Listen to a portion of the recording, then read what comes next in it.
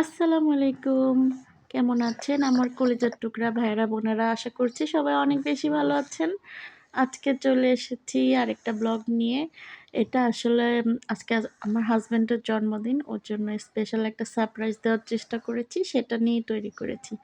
আসলে ঘরোয়াভাবে একটু ওর জন্য টুকিটাকি ওর প্রিয় খাবারগুলো রান্না করব আর সেটাই আপনাদের সাথে শেয়ার করব। তো এখানে নুডলসের জন্য সবজি কেটে নিলাম। আর এখানে নিয়ে নিয়েছি নুডলস রান্নার উপকরণ। নুডলসটা সিদ্ধ করে প্রথমে আমি ছেঁকে নিয়েছি আর ঠান্ডা পানি দিয়ে কিছুক্ষণ ধুয়ে রেখেছি, তাহলে একটু ঝরঝরে হয়। আর এখানে আছে টমেটো, পেঁয়াজ পাতা, তারপর গাজর আর পেঁয়াজ, মরিচ, মাংস, ডিম। আর এখন আমি চড়িয়ে দিব চুলায় নুডলস। প্রথমে মাংসটা ভেজে নেব।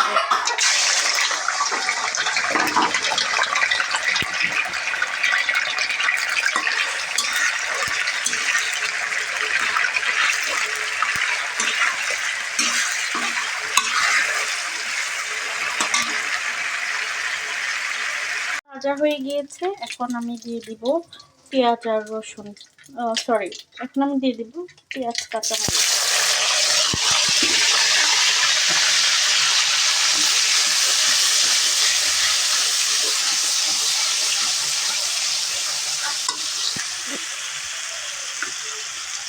পেঁয়াজ কাঁচামরিচ দিয়ে হালকা ভাজা হতেই এখানে দিয়ে দিব হচ্ছে ডিম। হ্যাঁ, ডিমটা আমি আগিয়ে ফেটে রেখেছিলাম। কি হয়েছে?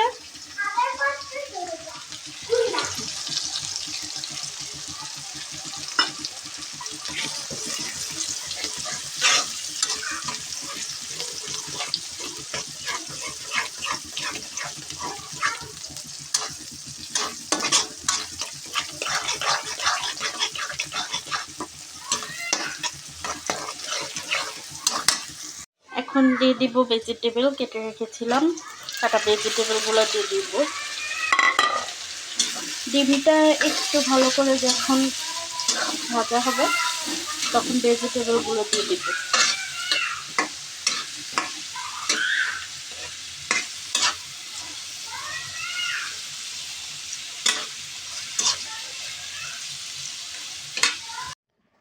আর এখানে কেক দিয়েছিলাম আজকে, ওর জন্য আমি চকলেট কেক বানিয়েছি, দেখতেই পারছেন।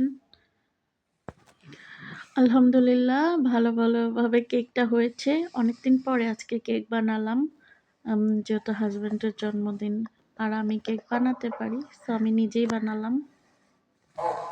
আর এখানে নিয়ে নিয়েছি হচ্ছে ক্রিম কেক তৈরি করার জন্য। ডেকোরেশনের জন্য 2টা কালার নিয়েছি। জানি না দেখতে আপনাদের কাছে কেমন লেগেছে, বাট বিশ্বাস করেন খেতে খুবই টেস্টি ছিল, খুবই ইয়াম্মি ছিল আলহামদুলিল্লাহ। আর এখানে আমার মেয়েরা দেখুন এটা নিয়ে কি কাড়াকাড়ি করছে কেকের ক্রিমটা নিয়ে, মানে ওরা খুবই ভালোবাসে এটা খেতে। তো আমার হাজব্যান্ডও কেকটা পছন্দ করেছে, বলেছে আলহামদুলিল্লাহ ভালো হয়েছে। দেখ, তাকে সারপ্রাইজ দেওয়ার জন্য বানিয়েছি, সে খুশি হয়েছে, এটাই যথেষ্ট।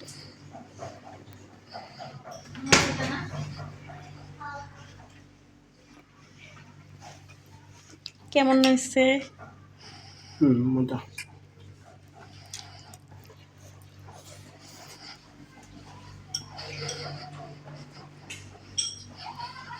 কেমন হয়েছে? আচ্ছা, মুখে মজা হয়েছে। মজা না হইলো তো মজাই কেব নাকি?